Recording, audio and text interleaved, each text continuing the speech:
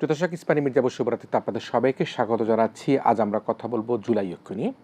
প্রদর্শক, আপনারা নিশ্চয়ই দেখেছেন গত 5 তারিখে জুলাই অভ্যুত্থানের 5 বছর পূর্তি উদযাপিত হয়েছে এবং পতিত সরকারের যে পতনের দিন, সেই পতনের দিনটি দেশে জাতীয়ভাবে উদযাপন করা হয়েছে। আমরা রক্তাক্ত জুলাই নিয়ে কথা বলবো। আমরা সেই জুলাই অধ্যায়ের এই পরিণতির জন্য যাদের দায় রয়েছে তাদের নিয়ে আমরা কথা বলবার চেষ্টা করব এবং জুলাই শহীদরা আমরা যেটা বলবার চেষ্টা করছি, মুক্তিযুদ্ধে যারা শহীদ হয়েছেন এবং জুলাইতে যারা শহীদ হয়েছেন তারা বাংলাদেশের ইতিহাসে স্বর্ণাক্ষর তাদের নাম লেখা থাকবে। সে কারণে আমরা জুলাই ঐক্যের মধ্যে কোনো বিভেদ, জুলাই ঐক্যের মধ্যে কোনো অপশক্তি যাতে ঢুকে না পড়তে পারে সে কারণে আমরা কথা বলবো। আজকে আমাদের সাথে অতিথি হিসেবে রয়েছেন জুলাই অভ্যুত্থানের শহীদ ওয়াসিম আকরামের পিতা জনাব শফিউল আলম, তিনি আমাদের সাথে রয়েছেন। একটু জানিয়ে রাখি যে 16ই জুলাই রংপুরে বেগম রোকেয়া বিশ্ববিদ্যালয়ের ছাত্র আবু সাইদ এবং চট্টগ্রামের ছাত্রদলের নেতা ওয়াসিম আকরাম, যার বাবা আজকে এখানে আছেন, সারা দেশের ছাত্রলীগ ও পুলিশের হামলায় তারা সহ 6জন সেদিন নিহত হয়েছিল। শহীদ ওয়াসিম আকরাম চট্টগ্রাম কলেজের সমাজবিজ্ঞান বিভাগের 14 বছর ছাত্র এবং ছাত্রদলের একজন একনিষ্ঠ নেতা ছিলেন। চট্টগ্রামের 16 শহরে মুরাদপুর এলাকায় গুলিবিদ্ধ হয়ে শহীদ হন তিনি। আজকে আমাদের সাথে অতিথি হিসেবে রয়েছেন শহীদ ওয়াসিম আকরামের পিতা জনাব শফিউল আলম রয়েছেন আমাদের সাথে আরেকজন অতিথি রয়েছেন অত্যন্ত সুবক্তা, স্নেহাশিস জুলাই গণ অভ্যুত্থানের শহীদ মাহমুদুর রহমান সৈকতের বড় বোন সাবরিনা আফরোজ সেবন্তী রয়েছেন আমাদের সাথে। আমি সেবন্তীর ভাই সম্পর্কে একটু জানিয়ে রাখি। সেটি হচ্ছে শহীদ মাহমুদুর রহমান সৈকত সরকারি মডেল কলেজের ছাত্র ছিলেন এবং সৈকত 2024 সালের 19 জুলাই জুমার নামাজের পর আহত বন্ধুকে হাসপাতালে নেবার কথা বলে, মাকে সত্যি কথা না বলে যেহেতু আন্দোলনে যাবেন, সেই জুলাই যুদ্ধ হিসাবে তিনি আন্দোলনে যাবার জন্য মাকে বন্ধুদেরকে হাসপাতালে নেবার কথা বলে মোহাম্মদপুর নূরজাহান রোড এলাকায় গুলিবিদ্ধ হয়ে মারা যান। দর্শক, এবং 5ই আগস্ট 2025 সংসদ ভবন প্লাজায় ঘোষণাপত্র পাঠের সময় আমরা দেখেছি সেবন্তী অত্যন্ত আবেগময় একটা ভাষণ দিয়েছে, বক্তব্য দিয়েছে, যে কারণে সারা বিশ্বে সেই বক্তব্য ছড়িয়ে পড়েছে এবং তার থেকে কিন্তু আমরা সৈকতের বোন সাবরিনা আফরোজ সেবন্তীকে আমরা ভালোভাবে চিনতে পেরেছি। তিনি আজকের আমাদের অতিথি হিসেবে রয়েছেন। আমরা অনলাইনে যুক্ত করেছি জুলাই গণ অভ্যুত্থানের শহীদ গোলাম নাফিসের পিতা জনাব মোহাম্মদ গোলাম রহমানকে। একটু জানিয়ে রাখি, শহীদ নাফিস তিনি জুলাই গণ অভ্যুত্থানের সময় বনানী বিদ্যানিকেতন স্কুল অ্যান্ড কলেজের সাবেক শিক্ষার্থী ছিলেন। নৌবাহিনী কলেজের ঢাকার একাদশ শ্রেণীর প্রথম বর্ষের ছাত্র ছিলেন। 2024 সালের 4 আগস্ট রাজধানীর ফার্মগেটে গুলিবিদ্ধ হয়ে নাফিস নিহত হন। তার সে রক্তাক্ত দেহ নিয়ে রিকশায় করে কিভাবে হাসপাতালে নিয়ে যাওয়া হয়েছিল সেটা জাতি কখনো ভুলবে না। তার মাথা পড়েছিল এক পাশে, পা ছিল এক পাশে, হাসপাতালেও তাকে চিকিৎসা নিতে দেওয়া হয়নি। আজকে আমাদের সাথে রয়েছেন জুলাই অভ্যুত্থানের শহীদ গোলাম নাফিসের পিতা জনাব গোলাম রহমান রয়েছেন আমাদের সাথে। আমরা পুরো অনুষ্ঠানটা জুড়েই শহীদ পরিবারে, জুলাই যুদ্ধে যারা শহীদ হয়েছেন সেই জুলাই যোদ্ধাদের সেই পরিবারের সদস্যদের আমি কথা বলবো। আমি একটু প্রথমে আসতে চাই সেবন্তীর কাছে। সেবন্তী, কেউ বাবা হারিয়েছে, কেউ ভাই হারিয়েছে, কেউ সন্তান হারিয়েছে, কেউ মেয়ে হারিয়েছে। আপনি আপনার ভাই হারিয়েছেন এবং ভাই হারানোর 2 বছর পার হয়ে গিয়েছে এবং 5ই আগস্ট ছিল সেই হত্যাকারীদের, যারা বাংলাদেশ থেকে পালিয়ে গেছে গণ অভ্যুত্থানের সেই দুঃশাসনের পতনের যে বৎসপতি উৎসব। আমি উল্লেখ করতে চাই এভাবেই যে আপনার ভাই গুলিতে শহীদ হয়েছে মানে আপনার ভাই নয়, এই দেশের একটি কৃতি সন্তান, এই দেশের একটি কৃতি আমাদের এই বাংলার বুকে যিনি অত্যন্ত শ্রদ্ধার সাথে বেঁচে থাকবার কথা ছিল তিনি নিহত হয়েছেন। আপনি আপনার সেই ভাইয়ের সাহস, নিষ্ঠা এবং তার হত্যার সেই বর্ণনাটাকে আপনি কীভাবে দিতে চাচ্ছেন? দিনটি ছিল 19 তারিখ, সেদিন শুক্রবার ছিল। জুম্মার নামাজ পড়ে এসে সে ভাত খায় এবং ভাত খাওয়ার পরবর্তীতে আমাদের নূরজাহান রোডের মাঝামাঝি একটি দোকান ছিল, সেই দোকানটা তখন সে চালাচ্ছিল, যেহেতু আব্বু তখন ঢাকার বাইরে ছিল, আমাদের গ্রামের বাড়ি সন্দ্বীপে ছিল।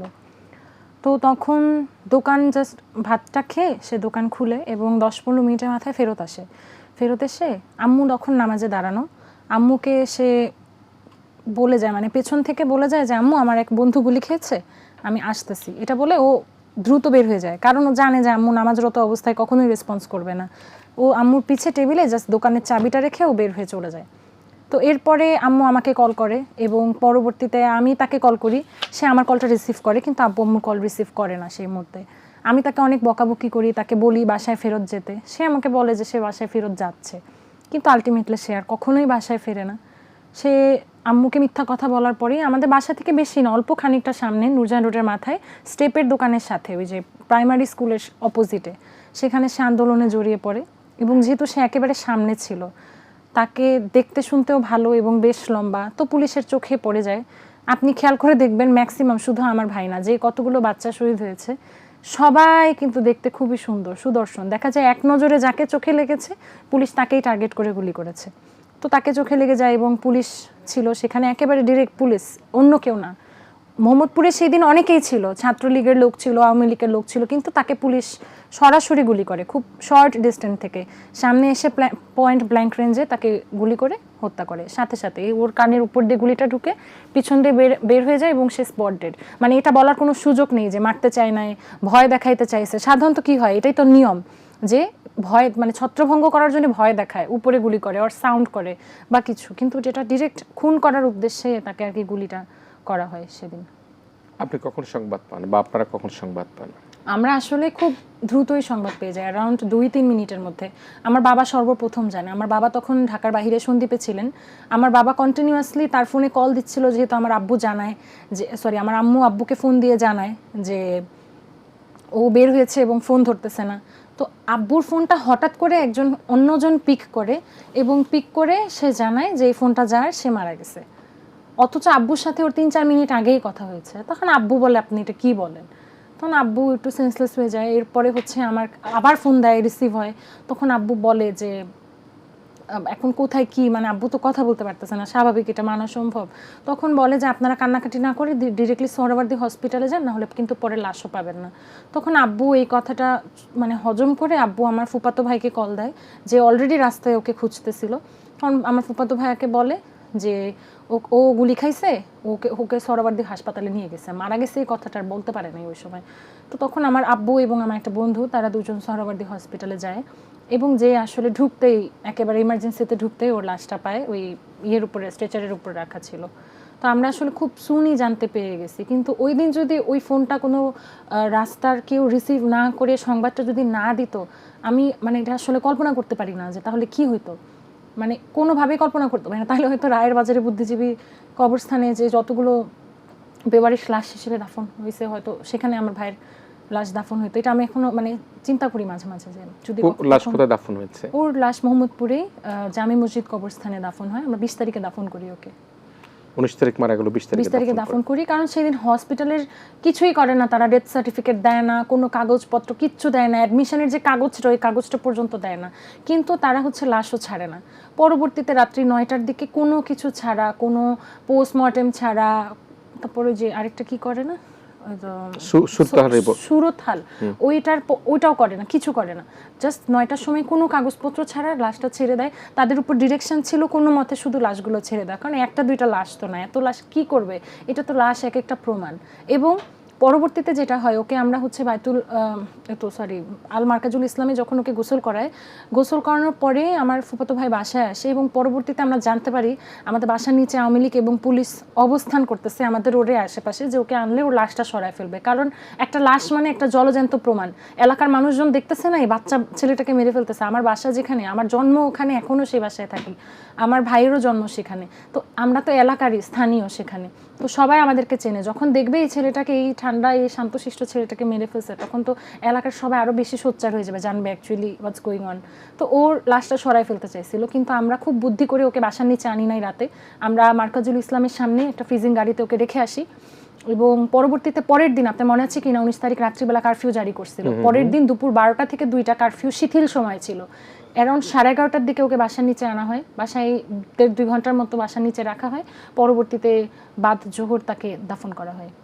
তার কবর কি সংরক্ষণ করা সম্ভব হয়েছে? জি, তার কবর সংরক্ষণ করা সম্ভব হয়েছে। এদিক দিয়ে আমরা কিছুটা একটু লাকি বলবো, কারণ শুরুতেই সরকারিভাবে যখন সংরক্ষণ করা শুরু হয়নি, তার আগেই ওই মসজিদ কমিটি বা ওই যে কবরস্থান কমিটির লোক সৈকতকে সম্মান করে শহীদ বলে কবরটা, আমার মানে কবরের পার্মানেন্টের কাগজ আমার বাবাকে তুলে দিয়েছিল তারা সম্মান করে। আপনি জানেন কিনা জানি না, ওই কবরে কিন্তু এখন আর কবর বেচা কেনা হয় না। একটা সময় টাকা দিয়ে আপনি কবর কিনতে পারতেন, এখন আর সেটাও পারে না, যেহেতু মানে পর্যাপ্ত জায়গা নেই। কিন্তু ওই জায়গার কবর কমিটি খুবই সম্মান করে আমার বাবাকে সেই কবরটা পাকা করে, মানে আমরা দাফন করতে কোনো প্রবলেম ফেস করিনি, উল্টা সাপোর্ট করছে এলাকার লোকজন। মানে ঈদগাহ মসজিদের যে কবরস্থান, জি জি জি, সেই কবরস্থানে কর্তৃপক্ষ বা যারা কমিটিতে ছিলেন তারা সবাই সহযোগিতা সহযোগিতা করেছে। এবং সেই জায়গায় আমাদের ওয়ার্ড কাউন্সিলর ছিলেন যিনি, উনি হচ্ছে তো জাতীয় কি জানি জাতীয় পার্টির ওই সাইডের আর কি, উনি আমাদেরকে এই পারপাসে, ওনার নাম সেন্টু, উনি অনেক হেল্প করেছে আমাদেরকে এই পারপাসে, মানে কবর সংরক্ষণের ক্ষেত্রে। এবং উনি তো কাউন্সিলর ছিলেন সেখানকার, এবং কবরস্থানের যে কমিটি ওনারাও হেল্প করেছে আর কি অনেক। তো স্থানীয় কাউন্সিলর সহ অন্যান্য সবাই আপনাদেরকে জি জি সহযোগিতা জি করেছে? সেই সময় সবাই ওই সময় সহযোগিতা করেছে। আমি এইটা বলবো যে অনেক লাকি। আমি অনেকের কাছ থেকে শুনছি যে দাফন করতেও পারে নাই, ঠেলা গাড়িতে করে রিকশায় করে কত দূরে দূরে নিয়ে গেছে, দাফন করতে পারে নাই, বুদ্ধিজীবী কবরস্থানে তো দাফন করতে দেয়নি। যখন শুনছে যে এরকম, অনেকে তো আছে মিথ্যা কথা বলে দাফন করছে যে না হার্ট অ্যাটাকে মারা গেছে, কারণ লাশ মুড়ায় ফেলার পরে তো আর আপনি বলতে পারবেন না যে কিভাবে মারা গেছে, এরকম মিথ্যা কথা বলেও দাফন করা লাগছে। কিন্তু আমাদের আল্লাহর মতো ওই প্রবলেমটা ফেস করতে হয় নাই, যেহেতু আমরা এলাকার স্থানীয় আর মানুষজন সাপোর্টিভ ছিল। যে আমি ওয়াসিম আকরামের কাছে আসি। ভাই, আপনার সাথে তো কথা বলবার শক্তি আসলে নাই। আমি যতটুকু শুনে ফেললাম সেবন্তীর কাছ থেকে, কিভাবে হত্যা করা হলো, কিভাবে লাশ আনা হলো, কারফিউ ছিল, স্থানীয় জনগণ যেহেতু আগে থেকেই চিনতেন, সবাই তাদেরকে সহযোগিতা করেছে, কবর কমিটি সহযোগিতা করেছে। আপনি আপনার ছেলের মৃত্যুকে আপনি কীভাবে দেখেন, কীভাবে খবর পেলেন? আপনি তো তখন বিদেশে অবস্থান করছিলেন। আপনার এই ছেলে হারানোর বেদনাকে আপনি আজকে কীভাবে বিশ্লেষণ করবেন? ধন্যবাদ আপনাকে। আমি ছিলাম প্রবাসে সৌদি আরবে। আমার ছেলে কত তারিখ কতদিন আমি সঠিক বলতে পারবো না, কিন্তু ইন্ডিয়া গেছিল জুলাইয়ের আগের মাসে। ইন্ডিয়া গেছিল, আমাকে বলছে যে উনি ফাস্টফুড বানাইছে, দেখ ওনার একটু চিকিৎসা করার জন্য বলবই, আমাকে বলছে দোকানে যাব ইন্ডিয়া। তো আমার ছেলে দেখো তো চিকিৎসার জন্য যাবে, আমি না আর নিষেধ করতে পারিনি, তুমি পাসপোর্ট করলে পাসপোর্ট করো, তোমার চিকিৎসা যদি তোমার ওখানে দরকার হয় তুমি যাই চিকিৎসা করো। সেই সুবাদে পাসপোর্ট বানায় ইন্ডিয়া দেয়। ওনার আম্মাকে বলছে যে শেষবারের মতো আমি সালাউদ্দিন সাহেবকে উনি দেখে নাই। তখন যে সময় ইন্ডিয়া ওনাকে নিয়ে গেছে, হাইজাক করিয়ে যে কোনো উপায়তে ওনাকে নিয়ে গেছিল ইন্ডিয়া নেওয়া যাওয়ার পরে উনি তখন ছিল 6-7 এরকম ছিল হবে। আপনার ছেলে কথা বলছে? আমার ছেলের ওয়াসিমের কথা বলতে যদি, তখন ওনার এতটুকু একটা ছেলের আবেগ আসতেছে সালাউদ্দিন সাহেব আমার দেখার জন্য। তো আমি আর নিষেধ করি না, তুমি আমার যাওয়ার সময় কিন্তু আমাকে বলছো আমি সালাউদ্দিন সাহেবকে একটু দেখবো, শেষবারের মতো আমি এই দেশে আর কিছু হবে না, বাইরে চলে যাব। আমাকে কথা বলাতে আমি ওনাকে টাকা দিই। ওনারও ছিল টাকা, ওনার আমার তো নিচে। তখন আমি আবার তোমার কত টাকা আছে যে তখন জিজ্ঞেস করি, উনি বলছে আমার টাকা আছে, আমার শুধু দোয়া করলে হবে। তখন আবার বলছে আমার সাথে আর একটা ছেলে যাচ্ছে, ওনার একটু টাকা কম, উনি এভাবে বলছে আর কি আমাকে। তো টাকা কম বলাতে আমি ওনাকে আবার অল্প টাকা দিই, অল্প 32,000 মতো হবে। সৌদি আরবের 1,000 টাকা দিয়েছিলাম আমি। তো আমি টাকা লাগলে খরচ করবো, না লাগলে তোমার কাছে এসপিআর রাখলাম এগুলো আমি। হয়তো আপনার টাকা 1 টাকাও খরচ করবো। 4 আগস্টের কথা কি আছে, কিভাবে মারা গেল সেই কথাটা কি? আমি 4 আগস্টে আসতেছি, তখন ইন্ডিয়া চলে এগুলো শেষ করে আসার পরে একটা পোস্ট দেখি সালাউদ্দিন সাহেবের কাছে, আপনি যে কিছুক্ষণ আগে বললেন সালাউদ্দিন সাহেবের কাছে 500 ছবি আছে। এই ছবিটা আমি ফেসবুক ঘাঁটতেছে, আমার একটা সাথী ছিল সৌদি আরবে, উনি দেখতেছে হয়তো তোমার এটা কি তোমার ছেলে? হ্যাঁ এটা আমার ছেলে। তখন আমার ভালো লাগতেছে, খারাপও লাগতেছে। মনে করেন দেশে আন্দোলন চলতেছে, এখন আমাদের যিনি নেতা উনি বাইরে, তাহলে আমরা ওনাকে সাপোর্ট করতে আমরা কোনো বিপদ হচ্ছে একটু মনে মনে বই লাগতেছে।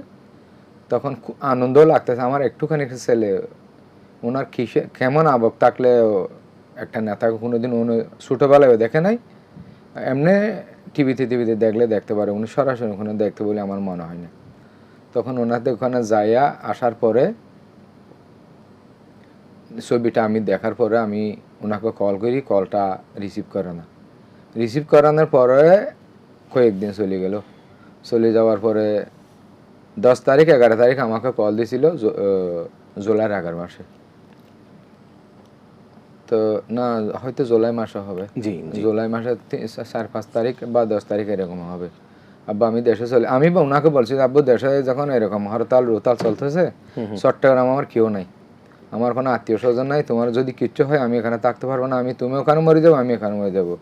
শেষ হতে তুমি দেশে চলে যাও হয়তো আমার টাকা নেই, আমার কিছু টাকা দিও। আমি ওনাকে 20,000 টাকা দিই। 12 তারিখ আমাকে বলছে যে আবার আব্বু আমাকে পারলে কিছু টাকা তো 2000 টাকা চাইছিল আমার ছেলে শেষবারের মতো। আমি আমার ছেলে শেষবারের মতো টাকা চাইছিলাম আমার তো আমি কি জন্য চাইছি আমি আসলে বুঝতে পারি নাই, কোনোদিনে চাবো না। শেষবারের মতো আমার 2000 টাকা তো দাদির জন্য আমার আম্মার জন্য নাস্তা নেওয়ার জন্য। তা আমি ওনাকে বলি তোমাকে না 20,000 টাকা দিলাম। উনি বলছে যে 20,000 টাকা, ওনার একটা মাহফিল ছিল ওখানে আমাদের এলাকায়, যে জায়গায় ওনার জনদার নামাজ হয়েছে এই জায়গায় ওনার একটা মাহফিল করে, মাহফিলের হয়তো ওখানে কিছু টাকা লাগবে, টাকা লাগার পর আমি ওনাকে আবার 5,000 টাকা দিই, মাত্র 5,000 টাকা আমার ছেলেকে দিই। 13 তারিখ 12 তারিখ টাকাগুলো দিছি, 13 তারিখ খোঁজ নিশ্চিত পাই না, 14 তারিখে পাই না, 15 তারিখ খবর পাই নাই। খবর না পাওয়াতে 2 নম্বর গেটে আন্দোলনে গেছিল যে পায়ের মাঝে ব্যথা পাইছে যে একটা ছবি আপনাদের কারোর মাধ্যমে আমি মোবাইলে দেখছি। মোবাইলে দেখার পর ওনারা আমাকে কল করি, আমি ওনাকে তো অনেকবার কল করেছি, কল রিসিভ করে নাই। 15 তারিখের রাতের বেলার কথা বলছি, 4টা 3টা এরকম হবে। তখন ওনারা আমাকে বলে তোমার ছেলে তো আমার মোবাইল রিসিভ করতেছে না, তুমি চট্টগ্রাম যাই তুমি নিয়ে আসো। তা আমি কোথায় পাবো, তুমি কোথায় পাবো না, তোমার বাসায় যাবে, বাসায় যাবে তোমার ছেলেকে তুমি নিয়ে আসবা। আমার তারপরে আন্দোলনে সম্পৃক্ত হয়ে গেল, আন্দোলনে সম্পৃক্ত হয়ে গেছে তো 13 তারিখ থেকে। 13 তারিখ থেকে না অনেক আগে থেকে ও সম্পৃক্ত হয়ে, হয়তো ইন্ডিয়াতে আসার পরে সম্পৃক্ত তো হয়ে গেছে। আমি তো সঠিক জানতেছি না, আমি কথা ক্লিয়ার করে বলতে পারতেছি না। বুঝতে পারছি। তারপরে কি হলো, ওই যে যেদিন মারা গেল, যেদিন মারা গেছে 13 তারিখেও আমি পাই না, 14 তারিখে পাই না। 15 তারিখ যখন আমি ওই ওনার ছবিটা পাই, মালিশ করতেছে যে দেখি সাদা শার্ট ছিল, 2-3 জনে ওনার পায়ে মালিশ করতে। তখন আমি ওনার আম্মাকে আগে যে কথা বললাম এই কথা বলি। তখন 14 তারিখ 15 তারিখ রাতকে ওনার একটা আবু সাইদ নামে মুশকালি বাড়ি, ওনার একই ক্লাসে থাকে, একই রুমে থাকে। তো ওনাকে কল করে হয়তো ওয়াসিম ভাই কিচ্ছু হয় নাই, একটু পায়ে ব্যথা হয়েছিল, ভালো হয়ে যাবে। এইটুকু আমি আমার ছেলের কথাও আমি বলতে পারি না। আমি আমার ছেলের বন্ধুর সাথে কথাটা বলি। তখন 16 তারিখ আবার আমি কল করি তো আমার কেমন জানি লাগতেছে, আমার ছেলে আমার সাথে কথা বলছে না কেন, কি হয়েছে ওনার।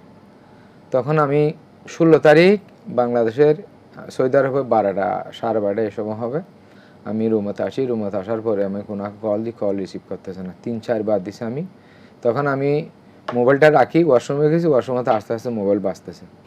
বাসার পরে দেখে দেয়, তখন আর মোবাইল ধরছে দেয় 2টা ছেলে, আমার ছেলের তখন হাতে ধরে নিয়ে রিক্সা তোড়ার জন্য নিয়ে যাচ্ছে। তখন আমার মনে হয় যে ভালো ছিল, তখন কিছু হয় নাই, গুলি লাগছে ঠিকই, কিন্তু তখন এইভাবে ঢুলি পড়ে নাই। তখন আমি ওনাকে যখন কল দিই তুই মোবাইল রিসিভ করে নাই, রিসিভ না করে তো আবার ওখান থেকে ব্যাক করছে বাংলাদেশে। তো ব্যাক করার হয়তো আকরাম ভাই কী হয়, তা আমি বলছি যে আকরাম ভাইকে আমি চিনি না, হয়তো এই ছেলেন হয়তো আমিও আবার বলতেছি যে এই নম্বর তুমি কোথায় গেছে, এই নম্বরটা আমার ছেলে, হয়তো এই যিনি গুলি খাইছে ওনার আকরাম ভাইয়ের। তো আমার ছেলে কোথায়, হয়তো আপনার ছেলে আছে। তখন বাবা আমার একটু ভিডিও কল দিয়ে দেখান, ভিডিও কল দিয়ে 2-3 মিনিট আমাকে দেখাইছে রিক্সা পর্যন্ত যাওয়ার সময়। তখন আমার ছেলে যখন যাওয়ার সময় ভালো ছিল, রিক্সা যখন উড়ি মাথা নামাই ফেলছে, কল্লা ডুলি ফেলছে, তখন আমার মনে আর পথে তখন আমি জ্ঞান হারা হয়ে গেছি। আমি আর কিচ্ছু বলতে পারি নাই, বলতে না পারতাম। হয়তো 1-2 ঘন্টা হবে আমি সেন্স ফিরে আসে আমার বাড়িতে কল করি। আমার একটা বিয়ে ছিল, আমি আসলে নম্বর আমি খুঁজে পাচ্ছিলাম না। তখন আমার বিয়েকে বলছি তুমি কোথায় আছো, হয়তো আমি ফেকোসমিনে আছি, তুমি যেখানে আছো যেভাবে আছো এভাবে গাড়িতে উঠো, আমি বাড়িতে আমার ভাইয়ের বউটা আর ওনার আম্মা তো আসতে পারবে না, আমার ভাই একটা 3 জনকে আমি তখন কি আপনি নিশ্চিত হয়ে গেছেন যে আমি নিশ্চিত করে গেছি যে মৃত্যু আর জন্য আমি নিশ্চিত করি না। কিন্তু আমার ছেলেটা রিক্সা যখন উড়াইছে, মাথা একদিকে পা একদিকে ডুলি পড়ছে, তখন আমি নিশ্চিত ওনার গুরুতর আঘাত হয়েছে। তখন আমি ওনাদেরকে বলি আসার পরে মগরিবর আসার পর হয়েছে। তখন এ সময় আমার স্বাস্থ্য ভাই জেঠাতো ভাই ওরা ছিল, ওনাদের সাথে খবর পাই। ওরা বলে কল কিও করে না, ওনার সাথে কথা বলতে বলতে একটা লোক আসি বলছে যে ওয়াসিমের কী হয়েছে, উনি ডাক্তার হয়তো বলছে ডেড বডি বলছে। ডেড বডি যখন বলছে আমি আবারও অজ্ঞান হয়ে যাই। অন্ততপক্ষে আমি ডেড বডিতে বুঝতে পারছি, আর কেউ আমাকে কল ধরে নাই। তো সে সুবাদে আর কারোর সাথে কথাও বলতে পারি নাই। আমি বলছিলাম যে আমার ছেলেকে খাটাছিনা না করি নিয়ে যাওয়ার জন্য, যত টাকা লাগে আমি টাকা পাঠা দিচ্ছি পোস্টমর্টম না করার জন্য, কারণ এমনি মৃত্যু হয়ে গেছে, আমি কার কাছে বিচার চাবো। তখন চট্টগ্রামের ডাক্তার সাথেতে না একদিন হবে, আমার সাথে কথা বলেন, আমার ভাইয়ের সাথে কথা বলি, এটা পোস্টমর্টম করতেই হবে। তা আবার ওনারা কীভাবে পোস্টমর্টম করছে আমি জানি না। তখন পেকুয়া থানাতে আমার একটা লোক ছিল, আমি ওনাকে কল করেছে, দেখা এখন তো লাস্ট দিবে না, ওনারা লাস্ট দিবে দে, কখন আপনাদের টাইম ফিক্স করতে হবে, কখন খবর দিবে, মাটি দিবে, আধা ঘন্টার উপরে সময় দিবেন আপনাদেরকে। তখন আমি রাজু ভাই, একটা আমাদের উপজেলা চেয়ারম্যান, আমি রাজু ভাইকে ওনারা আমি আসলে বলে না, ওনারা নিজেরা সিদ্ধান্ত করে হয়তো আধা ঘন্টা লাগবে না, আমাদের 10 মিনিট সময় দিলে হবে।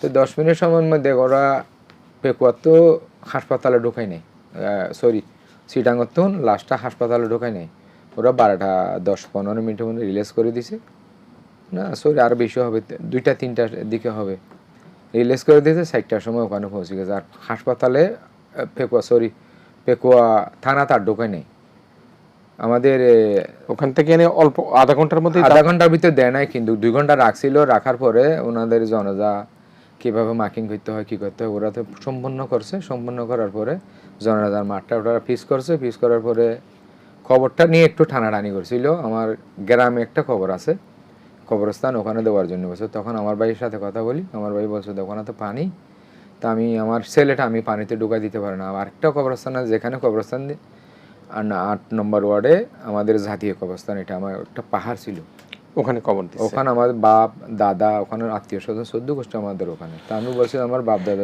নিশ্চয়ই বেদনার কথা আমরা তো শুনবো, ও কবরস্থানে দিয়ে দিই। জি জি, আলহামদুলিল্লাহ এখন কবরস্থানতে দেওয়াতে আমার মনে হয় যে কবরস্থানটা আমাদের একটা সৌভাগ্য। জি, রাস্তাঘাট, নিশ্চয়ই। আমরা শহীদদের কথা বলছিলাম, শহীদদের পিতা কথা বলছিলেন। প্রিয় দর্শক, আমরা আরেক শহীদের পিতার কাছে যেতে চাই। আমরা শহীদ গোলাম নাফিসের কথা জানি, এবং গোলাম নাফিস নৌবাহিনী কলেজে পড়তো, এবং সে ভালো সংস্কৃতি মনা ছিল, ভালো ডিবেট করতো, সে নানাভাবে সমাজের সাথে মিশে নানা ভলেন্টিয়ার কাজও করতো। আমি গোলাম নাফিসের বাবা আমাদের সাথে রয়েছেন গোলাম রহমান ভাই। গোলাম রহমান ভাই, আপনি কি আমাদেরকে শুনতে পাচ্ছেন? জি স্যার, জি। আমরা আপনার ছেলে সে রক্তাক্ত দেহ আমরা কিন্তু রিকশার মধ্যে পড়ে থাকতে দেখেছি, একদিকে মাথা আর একদিকে পা। আমরা সে আলোচনা এই অনুষ্ঠানে এবং 5ই আগস্টের পর বহুবার করেছি। কিন্তু আপনার কাছে একটা জায়গায় আমি আসতে চাই, সেটি হচ্ছে যে জুলাই হত্যাকারী হিসাবে যিনি প্রধান পৃষ্ঠপোষক ছিলেন, তিনি ভারতে বসে বাংলাদেশের বিরুদ্ধে নানা রকমভাবে দিল্লিতে সম্মেলন করে ঘৃণা ছড়ানোর চেষ্টা করছেন, এবং এখানে দেশের সরকার, বিরোধী দল, জনগণ কিন্তু সেই ঘৃণা ছড়ানোর বক্তব্যকে মেনে নিতে পারছে না। আপনি ছেলে হারিয়েছেন, আপনি শোকাহত, কিন্তু তারপরও আপনি কি এই বিষয়টাকে একটু দেখবেন কি না, বলবেন কি না, যে যারা বাংলাদেশকে নিয়ে ঘৃণা চড়ানোর জন্য পার্শ্ববর্তী রাষ্ট্রে বসে এখনও কথা বলছেন, সেই বিষয়টাকে আপনি কীভাবে দেখেন? ধন্যবাদ স্যারকে। আসলে শেখ হাসিনা বাংলাদেশের ভারতে বসে থেকে যে ধরনের কথাবার্তা, উস্কানিমূলক কথাবার্তা বলতেছে, আসলে বাংলাদেশের জন্য একটা মানে হিসেবে একটা কঠিন দিনই পার করছে। আমরা মনে করি যে শেখ হাসিনা বাংলাদেশে যদিও আসে, সে তো শেখ হাসিনা পলাতক, সে সাজাপ্রাপ্ত আসামি। তার অর্ডারে 1400 লোককে জাতিসংঘের রিপোর্টে সে হত্যা করেছে, সে খুনি। কিন্তু আমরা চাই যে ডিসেম্বরে সে আসতে বাংলাদেশে বলে, আমরা চাই যে আগামীকালই আসুক, আমরা সবাই সব দলকে নিয়ে যেন একসাথে যে মোকাবেলা করতে পারি, এবং প্রত্যেকটা হত্যার যেন বিচার হয়।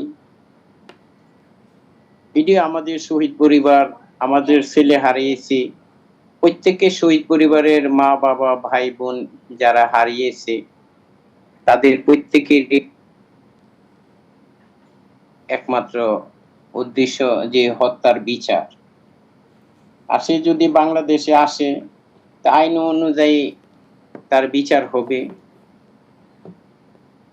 এটিও আমরা চাই যে সরকারের কাছে আমরা এর অন্তর্বর্তীকালীন সরকারের আমলে আমরা দাবি করছি যে প্রত্যেকটা হত্যার জন্য বিচার হয়, সুষ্ঠু তদন্তের মাধ্যমে বিচার হয় এবং জনপ্রতিনিধি সরকার আসছে, মাননীয় প্রধানমন্ত্রী মহোদয়, আমরা এই কথাটি বলি যে আইন অনুযায়ী যেন প্রত্যেকে হত্যার জন্য বিচার হয়।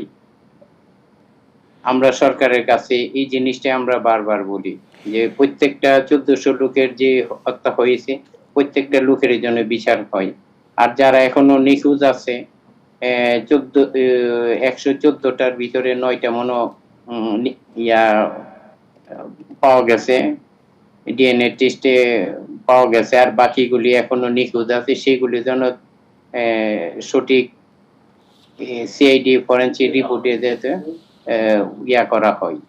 এটিও আমরা সরকারের কাছে দাবি করি।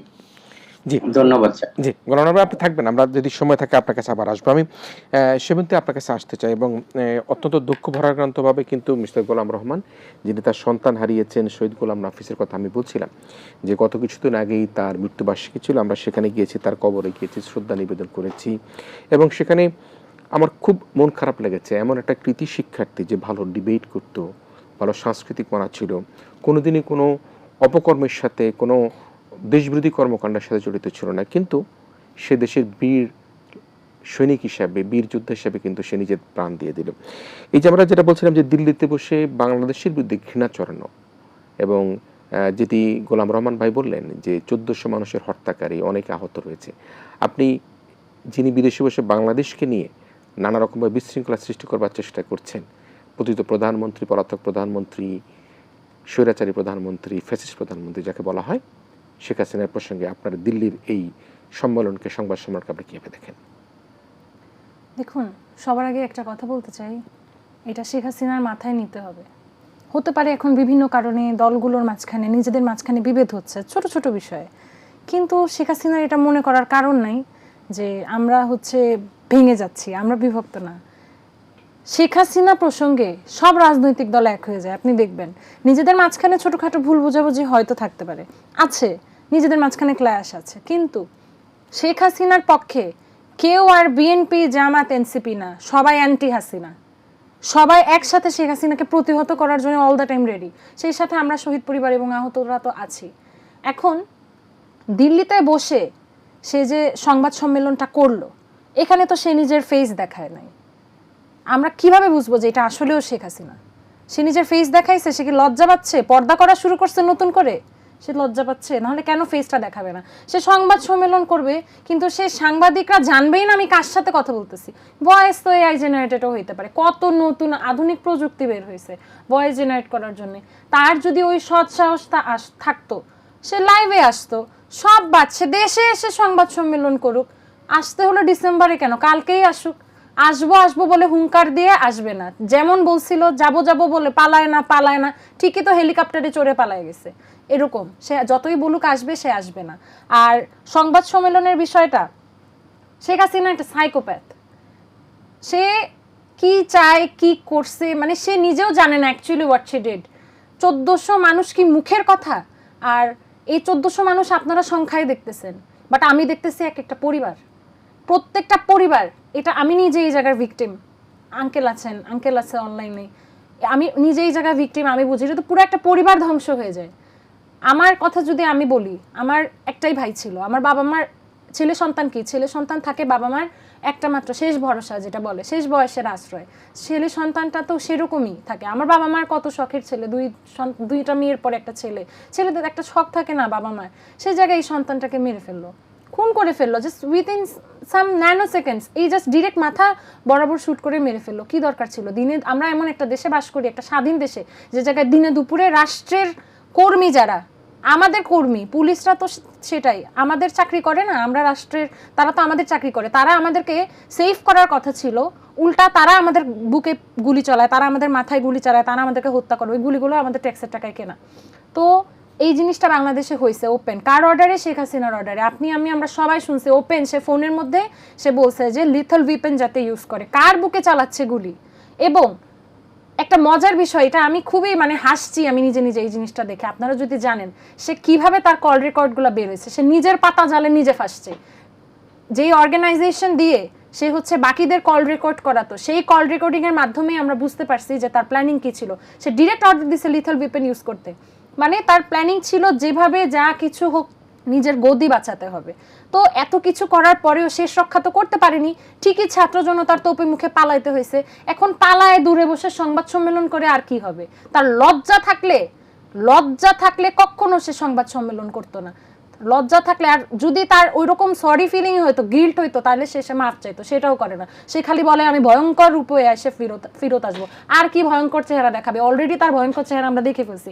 এতগুলা মানুষকে যে হত্যা করার পরেও ঠান্ডা মাথায় বসে এত কথা বলতে পারে, সে মানুষের কাতারেই পড়ে না। সে একটা ঠান্ডা মাথার খুনি, সে সাইকোপ্যাথ। তারা লেডি ফেরাউন বলে না, শি ইজ দ্যাট। সে এত কিছুর পরেও সে একটাবার কোনো একটা আওয়ামী লীগের কাউকে দেখছেন যে সরি ফিল করতে? একটা কাউকে, তাদের মধ্যে মনুষ্যত্বই নাই। এতগুলো মায়ের কোল খালি করছে। আচ্ছা, যে সন্তানগুলো মারা গেছে তারা আল্লাহর কাছে আছে, ভালো আছে, এটা আমার বিশ্বাস। কিন্তু যেই বাচ্চাগুলা জীবিত আছে, একটা হাত নাই, পা নাই, আপনি চিন্তা করতে পারেন একটা 20-21 বছরের মানুষ, সে 20-21টা বছর একটা পা নিয়ে চলছে, হঠাৎ করে তার পাটা নাই, তার তো পুরো লাইফটা চেঞ্জ হয়ে যাচ্ছে। একজন অন্ধ, যে জন্মান্ধ, সে তো তার লাইফটা অন্যভাবে চালায় আসছে, কিন্তু হঠাৎ করে তার চোখে সে দেখে না, তার তো সবকিছু নতুন করে শিখা লাগতেছে, তার পুরো পৃথিবীটা অন্ধকার হয়ে গেছে। তাহলে এই যে এই মানুষগুলো কি জীবিত থেকেও মৃত না? তারা তো পরিবারের বোঝা হয়ে গেছে। তাদের ইনফ্যাক্ট ট্রিটমেন্ট বলেন আপনি, তাদের যে স্পেয়ার পা দিছে, হাত দিছে, এগুলাও তো অনেক প্রবলেম, এগুলাও অনেকে পাইছে, পায় না, এগুলো নিয়ে অনেক তর্ক। তো আপনি বলেন, এই এত কিছুর দায় সে কি তার ঘাট থেকে ফেলে দিতে পারবে? যেটা তার অর্ডারে হয়েছে, সে ডিরেক্ট বলছে লিথল ওয়েপন ইউজ করতে, তার অর্ডারে সবকিছু হয়েছে। এই যে সবার সাথে যে ফোনে কনভারসেশন, ইনফ্যাক্ট শেষ পর্যন্ত সে তো তার চেয়ার গদি ছাড়তে চায় না, গদিটা পিছনে ওই সুপার গ্লু দিয়ে লাগায় রাখছিল, ছাড়তে চায় না সে শেষ পর্যন্ত। দর্শক, আমরা শুনবো আবার। এবং একটি কথা কিন্তু সেবন্তী মোটা তাকে বলল যে অভ্যুত্থানে অংশগ্রহণকারী রাজনৈতিক দল, ছাত্র জনতা, পেশাজীবী প্রত্যেকেই কিন্তু যারা অংশগ্রহণ করছে, তো রাজনৈতিক দলগুলোর মধ্যে ছোটোখাটো ভুল বোঝাবুঝি থাকতে পারে, কিন্তু একটা প্রশ্নে দেশের মানুষ, জনগণ, রাজনৈতিক দল তারা কিন্তু ঐক্যবদ্ধ। আজকে আমরা সরকার বলি, বিরোধী বলি, এনসিপি বলি, তরুণ দল বলি, সবাই কিন্তু ঐক্যবদ্ধ। সেটি হচ্ছে যে ফ্যাসিস্ট হাসিনা তারা বিচার চায়, সেই স্বৈরাচারের বিচার চায়, সেই হত্যাকারীদের বিচার চায়। এবং যিনি অনুশোচনা শিখেননি, যিনি এখনও পর্যন্ত জাতির কাছে বলেননি যে ওই ধরনের ঘটনা ঘটিয়ে তিনি এটা অনুশোচনা করছেন, তিনি সর্বাপেক্ষা বললেন যে তিনি একজন বিশেষ করে মানসিকভাবে তিনি সাইকোপ্যাথ কিনা, সেই প্রশ্ন তিনি তুললেন। আমরা এই আলোচনা আবার ফিরবো। প্রিয় দর্শক, ইস্পানি মির্জাপুর শুভরাত্রিতে আমরা একটা বিরতি নিচ্ছি। প্রথম বিরতি আমি আবারও একটু জানিয়ে রাখি, আমাদের সাথে অতিথি হিসেবে রয়েছেন জুলাই ঐক্য নিয়ে আলোচনার জন্য জনাব শফিউল আলম, জুলাই অভ্যুত্থানের শহীদ ওয়াসিম আকরামের পিতা রয়েছেন আমাদের সাথে রয়েছেন জুলাই অভ্যুত্থানের শহীদ মাহমুদুর রহমান সৈকতের বড় বোন সাবরিনা আফরোজ সেবন্তী রয়েছেন আমাদের সাথে, এবং অনলাইনে আমাদের সাথে রয়েছেন জুলাই গণঅভ্যুত্থানের শহীদ গোলাম নাফিসের পিতা জনাব গোলাম রহমান। আমরা একটা ইস্পানি মির্জাপুর শুভরাত্রিতে একটা প্রথম বিরতি নিচ্ছি। বিরতির পর আমরা আবার ফিরে আসবো।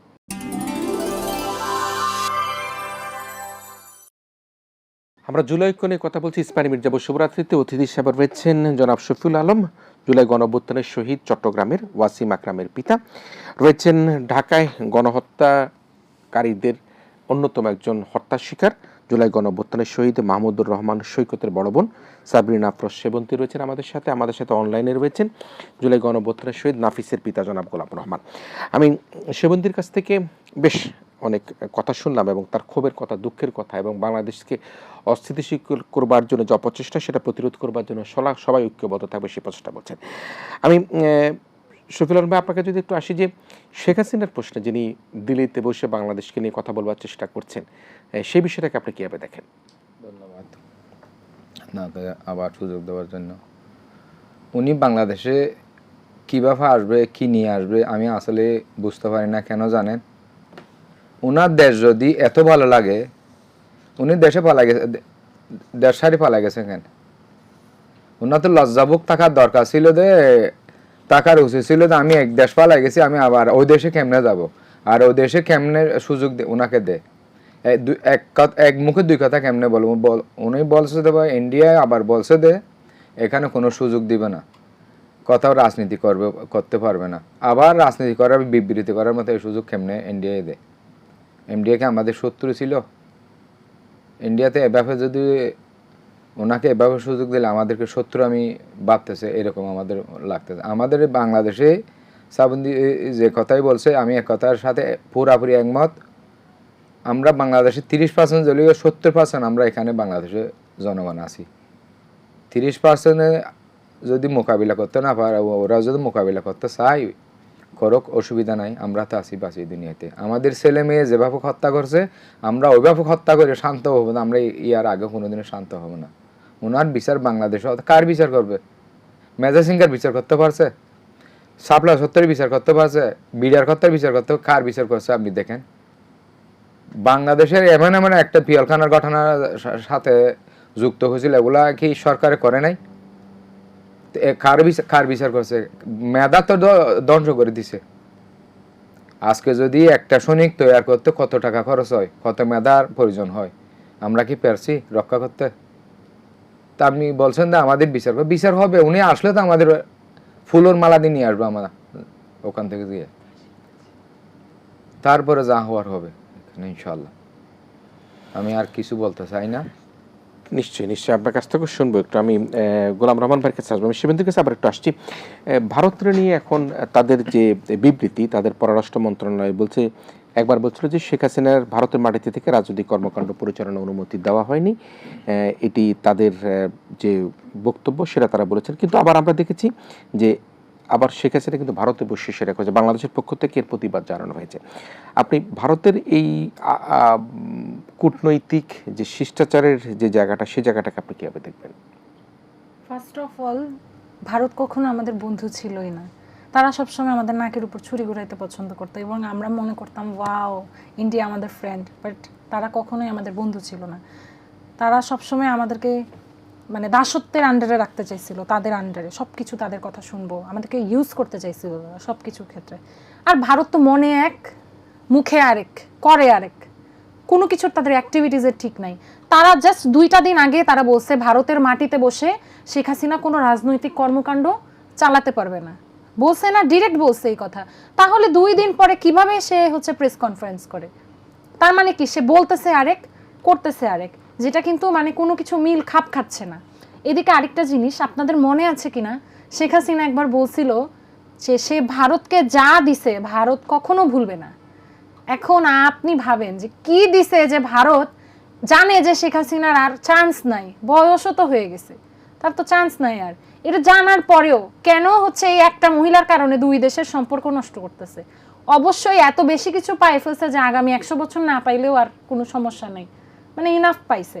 আর আপনার মনে আছে কিনা যে সাবেক মানে খুনি হাসিনার আমলের সাবেক পররাষ্ট্র মন্ত্রী বলছিল যে ভারতের সাথে বাংলাদেশের বউ জামাই সম্পর্ক। হ্যাঁ, ভারত হচ্ছে একটা দ্বিমুখী কাজ করছে, এটা বলতেছে আরেক, করতেছে আরেক, মনে একটা অন্য ধরনের বিষয়। তবে একটা জিনিস, বাংলাদেশ হচ্ছে একটা সভারেন কান্ট্রি, আর একটা মুক্তিকামী কান্ট্রি হিসেবে, একটা স্বাধীন দেশ হিসেবে মুক্তিকামী জনতা কখনোই এই জিনিসটা মেনে নিবে না। এবং এটাতে কিন্তু সবাই অনেক কষ্ট পাইছে। প্রথম যখন ভারত বলল যে ভারতে বসে শেখ হাসিনা হচ্ছে কোনো ধরনের কর্মকাণ্ড, রাজনৈতিক কর্মকাণ্ড চালাইতে পারবে না, আমরা সবাই ভারতের এই ডিসিশনকে অনেক প্রেজ করছিলাম। আমি নিজে করছি এটা, যে না অ্যাট লাস্ট ভারতের একটু সুবুদ্ধি হয়েছে যে এই এক মহিলার জন্য আর কত। কিন্তু না, জাস্ট 2 দিন পরেই তারা কিন্তু অ্যালাউ করলো। তারা যদি অ্যালাউ না করতো কখনোই শেখ হাসিনা এটা করতে পারতো না। অ্যালাউ করছে দেখে সে করছে। আবার দেখলাম এমনভাবে এই প্রোগ্রামটা করছে যেন দিল্লির কোনো বড় নেত্রী বসে আছে, সামনে হচ্ছে সাংবাদিক কন্টিনিউয়াস কোয়েশ্চেন করতেছে, মনে হয় যেন কি একটা হুরস্থুল ব্যাপার। অথচ তার 2 দিন আগেই মৃত্যুক বললো কি যে ভারতের এই যে রাষ্ট্রে বসে কোনো রাজনৈতিক কর্মকাণ্ড চালাইতে পারবে না। তা চালাইলো কেমনে? এত 2মুখী কথা কেন? মানে সৎসাহস নাই কেন? আমি আরেকটা জিনিস বলবো, আমি অবাক হয়েছি এবং আমি খুবই খুশি হয়েছি। আমি আমাদের দেশের পররাষ্ট্র মন্ত্রণালয় অনেক প্রাউড ফিল করতেছি এই মোমেন্টে বসে, মানে তাদের জন্য হ্যাটস অফ। আমরা সবাই অনেক খুশি। তারা যে এত চমৎকার একটা বিবৃতি দিবে এটা আমরা ভাবিও নাই। এটা ভারতের বোঝা উচিত যে বাংলাদেশ এখন আর আগের নিয়মে নাই, যেভাবে বলবে সবকিছু হবে। জি না, আমার এই আগের দিন শেষ। এত স্ট্রং একটা প্রেস রিলিজ দিল মুফা, আমরা সবাই অবাক হয়ে গেছি।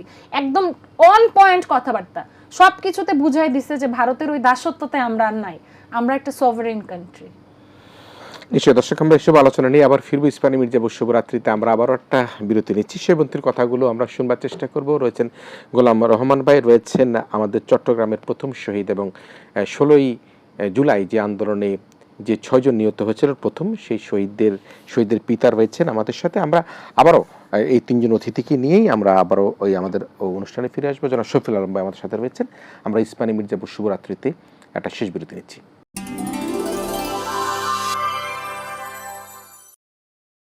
ইস্পানী মির্জাপুর শুভরাত্রিতে আমরা আবারও ফিরে এসেছি। আমি এবার একটু চলে যেতে চাই শহীদ গোলাম নাফিসের পিতা জনাব গোলাম রহমান ভাইয়ের কাছে। গোলাম রহমান ভাই, জুলাই ঐক্যর মধ্যে এক ধরনের ফাটলের অপচেষ্টা করছে এবং এই জুলাই ঐক্যে ফাটল হলে কিন্তু পতিত শক্তি মাথাচাড়া দিয়ে উঠতে পারে, এবং সে কারণের জন্য যেটি বারবার বলার চেষ্টা করেছে, আমরা দেখেছি মাননীয় প্রধানমন্ত্রী, মাননীয় বিরোধী নেতা, তারা কিন্তু একটা প্রশ্নে একমত। তারা বলছে এই ঐক্যে ফাটল ধরানো যাবে না, এবং এই যে জুলাইয়ের অভ্যুত্থানের যে অর্জন, এই অর্জনটা সকল দেশের মানুষের একত্রিত অর্জন। আপনি এই ঐক্যের ফাটল ধরা নিয়ে আপনার বিশ্লেষণ কি, এবং এই ঐক্যকে কিভাবে আমরা যাতে কোনোভাবে ফাটল না ধরে সেটাকে আপনি কিভাবে দেখছেন? ধন্যবাদ এটিএন বাংলাকে। আসলে আমরা সংস্কারের ব্যাপারে মনে করে আমাদের দল মত নির্বিশেষে এবং সরকারের সাথে অত বুঝ পরামর্শ থাকতে পারে, সংস্কারে নেই। কিন্তু যখন শেখ হাসিনার আওয়ামী লীগের ক্ষেত্রে কিন্তু সব দলই কিন্তু এক। হ্যাঁ, আওয়ামী লীগের ক্ষেত্রে কিন্তু সব দলই একসাথে কাজ করবে, এবং বিচারের জন্য ছোট দল হোক, বিরোধী দল হোক, সরকারি দল হোক, সবাই একসাথে কাজ করবে, আর ফাটল হওয়ার কথা না। কিন্তু আমরা এ পর্যন্ত 2 বছর তো অতিক্রম হচ্ছে, আমরা দেখছি যে সব দলই কিন্তু বিচারের জন্য একদম সরাসরি কাজ করে। এই সরকার যেরকম বিচারের জন্য কাজ করে, এবং সব দলই, এনসিপি হোক, জামায়াত হোক, সবাই কিন্তু এই বিচারের জন্য, শহীদের মর্যাদা সম্মান, আহতদের মর্যাদা সম্মানের জন্য সবাই একসাথে কাঁধে কাঁধ মিলিয়ে কাজ করবে। আশা করি আলহামদুলিল্লাহ আমরা সবাই উপকৃত হতে পারবো।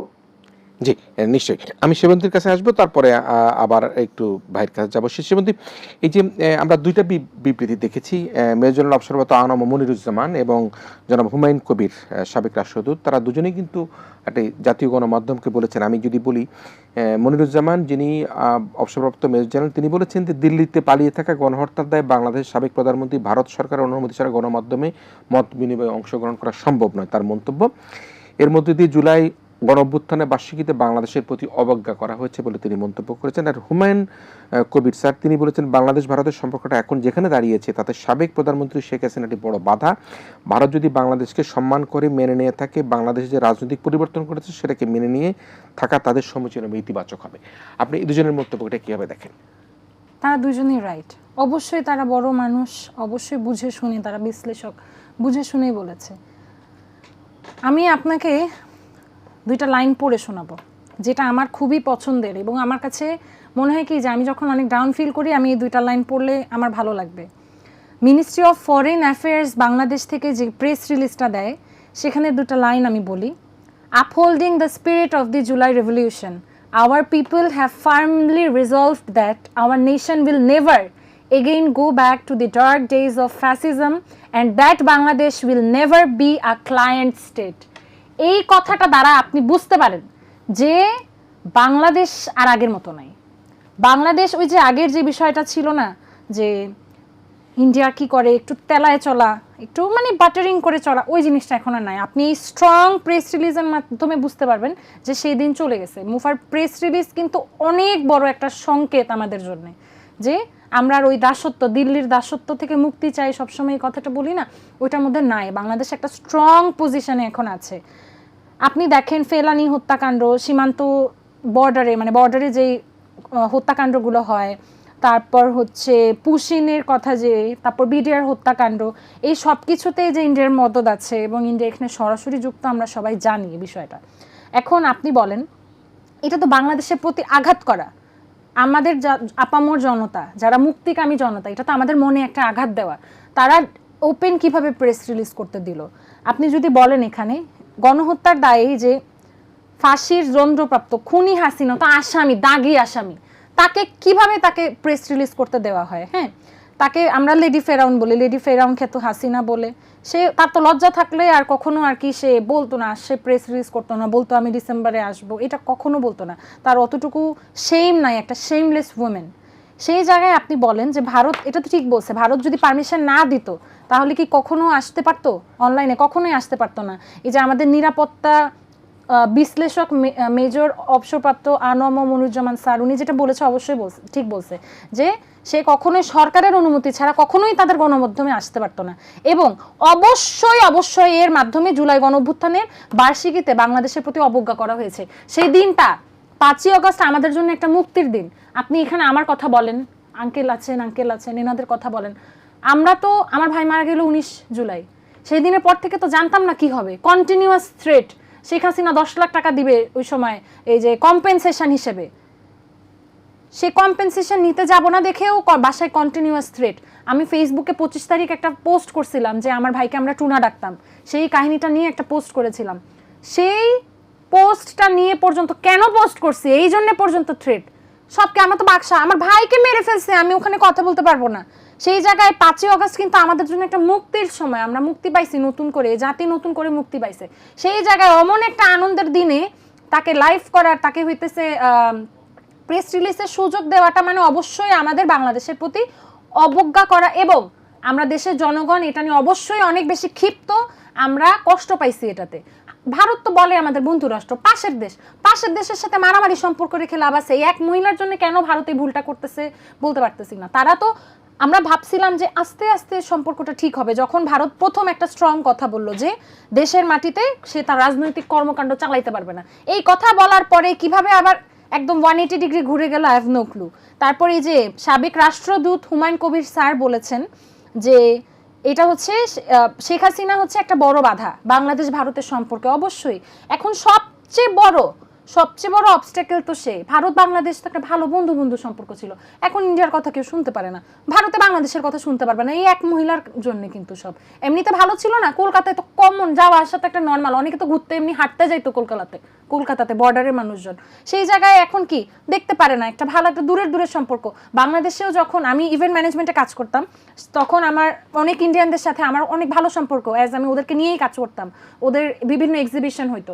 সেই জায়গায় আমি দেখি তারাও এখন বাংলাদেশের মানুষ দেখতে পারে না। ইনফ্যাক্ট যারা একটু পলিটিক্স বুঝে, ম্যাক্সিমাম তো বিজনেসম্যান, এত কিছু তাদের বদর করে না, বাট যারা একটু পলিটিক্স বুঝে তারাও সেম কথা বলে, কি এত বড় খুনিকে কেন আমাদের দেশে জায়গা দিচ্ছে। মানে ওরা নিজেরাও এটা নিয়ে যে দুই দেশের সম্পর্ক নষ্ট, ব্যবসায় ক্ষতি, দুই দেশের পয়সার সমস্যা, এক্সপোর্ট ইম্পোর্টের প্রবলেম, অর্থনৈতিক সব দিক থেকে সমস্যা। তাহলে এই এক মহিলার জন্য এত বড় একটা ডিসিশন কিভাবে ইন্ডিয়া নিতেছে আমার জানা নাই।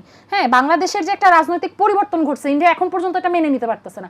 ইন্ডিয়ার সমস্যা কি? বাংলাদেশে একটা বড় পট পরিবর্তন হয়েছে। 17 বছরের ফ্যাসিস্ট সরকারকে গোড়া থেকে শিকড় সহ উপড়ায় ফেলা দিচ্ছে সাধারণ জনগণ। এই আন্দোলনটা সাধারণ জনগণ করছে, যারা নামছে। আমার ভাই কোনো দল করতো না, 19 বছরের একটা ছেলে, সাধারণ জনগণ ম্যাক্সিমাম সেখানে সাধারণ জনগণই নামছে। সেই জায়গায় এই যে এত বড় একটা পট পরিবর্তন হইলো সাধারণ জনগণের হাত দিয়ে, সেই জিনিসটাকে কেন ইন্ডিয়া মেনে নিতে পারতেছে না? জুলাইকে তো ইন্ডিয়া স্বীকার করতে হবে, আমাদের দেশের মানুষ এই জিনিসটা স্বীকার করে, চোখের সামনে ঘটা। আগে কি ঘটছে ভাই, ওটা তো আমরা দেখি নাই। জুলাইটা আমাদের চোখের সামনে ঘটা, এই যে দিনে দুপুরে মানুষ মারলো, আমি নিজে সেটার ভিকটিম। তাহলে এই জিনিসটাকে তারা মেনে নিয়ে কেন তারা হচ্ছে হাসিনা যে খুনি, তার অর্ডারে যে সবকিছু হয়েছে, সে যে দাগে আসামি, এই কথাটা কেন মানতেছে না? মানতে পারতেছে না বিধায় তো এক তাকে আশ্রয় দিল, সেকেন্ড তাকে উস্কে দিচ্ছে। তাকে কেন এখনো ভারতের মাটিতে তার রাজনৈতিক কর্মকাণ্ড চালাই দিতে দেওয়া হচ্ছে? কেন তাকে প্রেস রিলিজ করতে দিল? সেবন্তী, অনেক দুঃখ রয়েছে, শুনবো।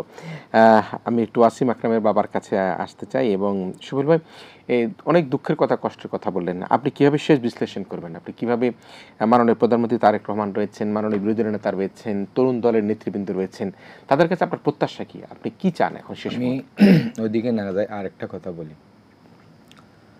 একটা প্রশ্ন আছে, আজকে একটা অনুষ্ঠানে কথাটা অন্যজনে বলছে, সে সুবাদে আমি বলি। তারেক রহমান যদি বাইরে রাষ্ট্রে যায় রাজনীতি করতে বলে, জনাব সালাউদ্দিন আহমদ এখন বর্তমানের স্বরাষ্ট্রমন্ত্রী বাইরে যাই রাজনীতি করতে বলে, শেখ হাসিনা এখানে করতে পারবে না। শেখ হাসিনা করতে পারবে না এই জন্য, শেখ হাসিনা কী জন্য করতে পারবে না আমরা তো জানি, শেখ হাসিনা কী জন্য পারবে না। ওনাদের কোনো দোষ ছিল না, ওনাদেরকে নিজেরা দোষী বানাই, বাইরের রাষ্ট্র ফেলে দিছে, ওনারা বস্তাবরি নিয়ে ইন্ডিয়াতে ফেলে দিছে আমাদের প্রাণপ্রিয় নেতা সালাউদ্দিন সাহেবকে। তো ওনাদের কোনো দোষ ছিল, উনার একটা দোষ ছিল তো কোনটা, দলের একটা দায়িত্ব পালন করতে গিয়ে ওনার অপহরণটা করা হয়েছিল। উনি কোনো রাষ্ট্র দেশের কোনো ক্ষতি করছিল? দেশের আমার দলেরটা যেমন আপনার দায়িত্বটা আপনি পালন করতে গিয়ে আপনার কিছু কথা বলতে হবে। তো উনার আমাদের সালাউদ্দিন সাহেব এইভাবে দলের দায়িত্বটা পালন করতে গিয়ে দলের কথা এমন ওনার কি দোষ ছিল, ওনাকে বস্তাবনি নিয়ে 2 মাস পর্যন্ত গুম করে রাখেছিল। তারেক রহমানের কি দোষ ছিল? ওনাকে মারতে কিভাবে, এইভাবে তো আমি তো মনে করি আমি ওনাকে কিভাবে মারছে আমি বাসায় প্রকাশ করতে পারবো না। ওনার কি দোষ ছিল? তো ওনার আর শেখ হাসিনা যদি তুলনা করে ওনারা ভুল করবে, আমরা কখনো মানিনি বাদে ওনারা কিভাবে রাজনীতি করছে এটা আমরাই বলা জানি। ওনাদের দোষ ছিল না দলের দায়িত্ব পালন করতে গিয়ে, ওনাদের আমরা দল এখনো নিষিদ্ধ করি নাই। নিশ্চয়ই আমি খুবই মর্মাহত যে কথাগুলো আবার পুনরায় রিপিট করলেন, কিভাবে বর্তমান স্বরাষ্ট্রমন্ত্রী জনাব সালাউদ্দিন সাহেবকে কিভাবে গুম করা হলো, ভারতের মাটিতে ফেলে দেওয়া হলো। আমার মনে আছে ডান্ডা বেড়ির রাজনীতি, ডান্ডা বেড়ি পরিয়ে তাকে আদালতে হাজির করা হয়েছিল। ঢাকা বিশ্ববিদ্যালয়ের তরুণ তুখুন নেতা ছিলেন স্বরাষ্ট্রমন্ত্রী জনাব সালাউদ্দিন। আমরা সেই দুঃখ বেদনার কথা নিশ্চয়ই আমরা জানতে পারছি, এবং যেটি আপনি বলছেন জনাব তারেক রহমানকে কিভাবে তাকে আঘাত করে তার কোমরের পাঁজর ভেঙে দেওয়া হয়েছে, তাকে জোরপূর্বক বিদেশ পাঠিয়ে দেওয়া হয়েছে, সেই জায়গাগুলো আমরা নিশ্চয়ই বুঝতে পারছি। দেশের জনগণই কিন্তু সব বিচারের দায়ভার তাদের উপরেই ছেড়ে দেওয়া হচ্ছে, তারাই কিন্তু চিন্তা ভাবনা করবেন আসলে এই দেশে শেখ হাসিনা বা আওয়ামী লীগের রাজনীতির ভবিষ্যৎটাকে। আমি শেষ মুহূর্তে 1 মিনিটে গোলাম রহমান ভাই একটু আপনার কাছে শুনতে চাই, মাননীয় প্রধানমন্ত্রী এবং সরকার সহ যারা বিরোধী জোটে রয়েছে, আপনার প্রত্যাশা কি চাই আমরা এই মুহূর্তে? আমাদের স্যার শহীদ পরিবারের, আমার ছেলে সহ এবং সমস্ত বাংলাদেশের শহীদ পরিবার এবং যারা আহত আছে, যারা মামলা করছে স্যার, আমরা ভিকটিম পরিবার, আমাদের প্রত্যাশা স্যার সরকারের কাছে এবং বিরোধী দল যারা আছে, ছোট দল হোক বড় দল হোক, সবার কাছে আমাদের প্রত্যাশা যে প্রতিটা হত্যার জন্য বিচার হয়। আজও পর্যন্ত 2 বছর অতিক্রম হয়ে গেছে স্যার, বিচারের জন্য আমরা অনেক রাস্তায় আন্দোলন করছি, অনেক সংগ্রাম করছি, কিন্তু বিচারের জন্য কোনো অগ্রগতি মানে হচ্ছে না। কিন্তু এখন আমি জনপ্রতিনিধি সরকার মাননীয় প্রধানমন্ত্রী তারেক রহমান স্যারকে আমরা শহীদ পরিবারের পক্ষ থেকে একটা প্রস্তাবনাই দিয়েছি যে প্রত্যেকটা হত্যার জন্য স্যার বিচার হয়। আমরা মারা গেলেও যেন মোটামুটি স্যার যে আমাদের আত্মাটা যেন শান্তি পাই। এটাই স্যার আমাদের শহীদ পরিবার, যারা বাবা মা ভাই বোন, আমাদের স্যার অনেক কষ্টের ভিতরে দিন কাটছে। জুলাই আগস্ট আসছে স্যার, আমাদের সবার প্রত্যাশা স্যার বিচারটা যেন হয়। শেখ হাসিনা কালকে আসুক আর ডিসেম্বরে আসুক, আইনের যে বিচার, যে দণ্ডপ্রাপ্ত আসামি আইন অনুযায়ী তাকে অ্যারেস্ট করবে এবং বিচারের কাঠগড়ায় দাঁড়াতে হবে। এটাই স্যার আমাদের প্রত্যাশা। ধন্যবাদ স্যার। নিশ্চয়ই আমি সেবন্তী শেষ আলোচনাটা কিভাবে করতে চান? শেষ আলোচনা আমি এটা দিয়ে শেষ করতে চাই, সবসময় যেটা বলে এসেছি, আঙ্কেল যেটা বললো যে আমাদের সকল শহীদ পরিবার বলেন, আপনি আহত বলেন, সকল জুলাই যোদ্ধা যারা জুলাই যুদ্ধে অংশগ্রহণ করেছিল, সবার চাওয়া একটাই, বিচারটা চাই আমরা। সবসময় আমরা জেনে আসছি বাংলাদেশে বিচার হয় না, দেখেও কিন্তু আসছি। এই যে আপনি বিডিআর ম্যাসাকার বলেন, আপনি শাপলা চত্বর ম্যাসাকার, এগুলো কোনোটার কিন্তু আমরা বিচার পাইনি এখন পর্যন্ত, ভিজিবলি আমরা কোনো বিচার দেখিনি। চলতে থাকে, আপিল হয়, অনেক কিছু, এটা লাইক লং টাইম, কিন্তু আমরা এটা চাই না। খুন করতে কোনো নিয়ম মানে নাই, প্রপার বিচার পাইতে কেন নিয়ম লাগতেছে? অবশ্যই নিয়ম আছে, কিন্তু এটা একটু ফাস্ট ফরওয়ার্ড করা যায় না? কারণ আমরা তো সবাই, যে অনেক আমাদের বয়স্ক বৃদ্ধ পিতা মাতা আছে, তারা তো চায় যে তাদের সন্তানটাকে কে হত্যা করলো, যারা হত্যা করলো তাদের বিচারটা যাতে নিজের চোখে দেখে যেতে পারে, সেই বিচারটা আমরা দেখতে চাই। আমার ভাইটাকে কে মারলো আমি তো এটা জানতে চাই, আমি তো চাই তার বিচার হোক। আমার ভাইটাকে আমার মায়ের কোল খালি করলো, আমার বাসাটা ফাঁকা করে দিল, আমি এটা বিচার দেখতে চাই। ইনফ্যাক্ট শুধু আমি না, প্রত্যেকটা মানুষ আমরা চাই বিচার। আমাদের বেশি চাওয়া পাওয়ার নাই, আমরা কিছু চাই নাই। আমাদেরকে গোটা বাংলাদেশ লিখে দিলেও তো আমাদের কম্পেনসেশন হবে না। কি কম্পেনসেশন দিবে? কয় টাকা দিবে সরকার? কত হাজার কোটি টাকা দিবে? পুরা বাংলাদেশের ভূখণ্ড যদি আমাদের এক একজনের নামে লিখে দেয়, তারপরেও তো আমাদের যে সন্তান হারাইলো, ভাই হারাইলো, এটার কষ্টটা কখনো ফেরত আসবে? টাকা দিয়ে কখনো মানুষ কেনা যায়? এই যে আমাদের মানুষগুলোকে এইভাবে নির্মমভাবে হত্যা করলো কোনো কারণ ছাড়া, তাদের অস্ত্র কি ছিল? পাথর, লাঠি, এগুলার এগেনস্টে, পাথরের এগেনস্টে, লাঠির এগেনস্টে যে গুলি চালালো, এই জিনিসটা তো মেনে নেওয়া সম্ভব না। তো আমরা আসলে সঠিক বিচারটা চাই, আমাদের আর কিছু চাওয়ার নাই। রাষ্ট্র প্রমাণ করে দিক, এই সরকার, এই তারেক রহমান আমাদের মাননীয় প্রধানমন্ত্রী, উনি প্রমাণ করে দিক যে বাংলাদেশে বিচার হয়। তার দ্বারা যাতে একটা এক্সাম্পল সেট হয় যে না, বাংলাদেশে বিচার হয়। জুলাই গণ অভ্যুত্থানে, জুলাই গণহত্যা বিচার করে উনি দেখিয়ে দিক বাংলাদেশে বিচার হয়, আর কেউ যাতে না বলে বাংলাদেশে বিচার হয় না। এতটুকু ওনার কাছে আমাদের আর্জি, ওনার কাছে রিকোয়েস্ট, উনি যাতে প্রত্যেকটা হত্যার বিচার করেন। নিশ্চয়ই প্রিয় দর্শক, আমরা অত্যন্ত আবেগ এবং অত্যন্ত মর্মাহত জুলাই হত্যাকাণ্ড, জুলাই হত্যার দাগ বাংলাদেশের ইতিহাস থেকে কখনো এ দাগ মুছে দেওয়া যাবে না। বাংলাদেশের মানচিত্রে এখনো জুলাই রক্তের দাগ লেগে আছে। আমরা জুলাই ঐক্যের ফাটল, জুলাই ঐক্যের মধ্যে বিভক্তি, সেটি কিন্তু আমরা চাই না। আমরা ছোটোখাটো ভুল বোঝাবুঝির অবসান চাই, আমরা জুলাইয়ের ঐক্য ধরে রাখতে চাই। এবং আজকে যে তিনজন আলোচক বললেন, তারা তাদের ভাইয়ের, তাদের সন্তানদের, তাদের বোনের, সকলের হত্যার বিচার চাই। আমরা আশা করি মুক্তিকামী মানুষের যে দাবি, মাননীয় প্রধানমন্ত্রী জনাব তারেক রহমান, তার নেতৃত্বে গঠিত সরকার অবশ্যই এই হত্যার বিচার করবার ক্ষেত্রে গুরুত্ব সহকারে এই যারা জুলাই যোদ্ধা রয়েছেন, জুলাই হত্যার শিকার হয়েছেন, যারা পা হারিয়েছেন, হাত হারিয়েছেন, অন্ততপক্ষে তারা এইটুকু তৃপ্তি পায় যে এই হত্যাকারীদের বিচার হয়েছে। প্রিয় দর্শক, ইস্পানী মির্জাপুর শুভরাত্রিতে আপনাদের সবাইকে ধন্যবাদ জানাচ্ছি, কৃতজ্ঞতা জানাচ্ছি আমাদের সাথে থাকবার জন্য। একই সাথে ধন্যবাদ জানাই সাবনা আফরোজ সেবন্তীকে, ধন্যবাদ জানাই জনাব গোলাম রহমানকে, একই সাথে জনাব শফিউল আলম, তিনজনকে ধন্যবাদ জানিয়ে আমাদের আজকের এই জুলাই ঐক্যের যে আয়োজন এখানে শেষ করছি। আপনারা ভালো থাকবেন, সবাই মিলে ভীষণ ভালো থাকবেন।